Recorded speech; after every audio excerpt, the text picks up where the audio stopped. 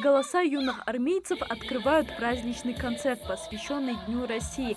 Слова патриотизма от них звучат громко и уверенно. День России для ингушей – праздник символичный, потому как союз, заключенный более 2,5 веков назад, является собой важнейшее событие в истории Ингушетии. Величие России – это в том числе успех наших с вами предков и сегодняшних, которые вкладывают для этого все.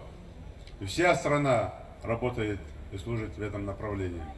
Наши ребята выполняют задачи во всех регионах и служат в армии, не только в армии, работают, служат во всех регионах России. Выполняют задачи наши военнослужащие, в том числе за пределами страны. Это тоже величие нашей страны. И мы частица этого величия. И дети, которые сейчас спели нам хорошие песни, представленные как юноармейцы, конечно, они будут идти по стопам наших с вами предков, наших с вами родных и близких. Мы все прекрасно понимаем, что только в единстве наша сила, и что только благодаря успешному развитию, в том числе и социально-экономическому, и военно-политическому, регионов нашей страны, мы непобедимы. Мы непобедимы ни для внешнего врага, ни победимы для внутреннего врага. Дорогие друзья, от всей души желаю процветания нашей любимой Ингушетии, мира и благополучия гражданам нашей великой России. С праздником!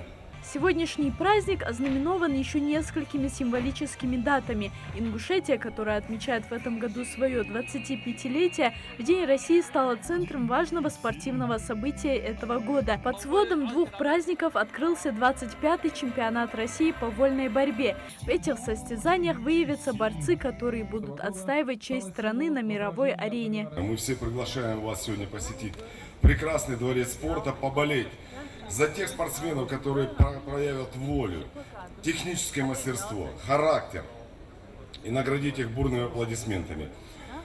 Успехов и огромного нам всем результата. По традиции, в этот день глава республики торжественно вручает главный документ в жизни каждого россиянина – паспорт гражданина России. Их вручают юным жителям нашей республики, которым исполнилось 14 лет, срок, в который любой житель страны обязан получить свой первый паспорт. К вручению документов присоединились почетные гости, в том числе и олимпийский чемпион Назир Манкиев.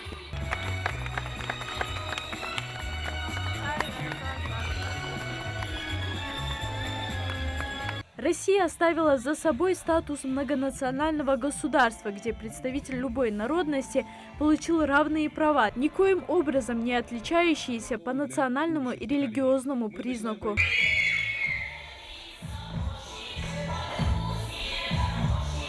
Что можно сейчас пожелать? Мира. Мира, благополучия, мира, благополучия. А то, что мы здесь сегодня собрались, музыка звучит, да? Хоть и пасмурное, но мирное небо над нами. Ингушетия в составе России, которая развивается динамично.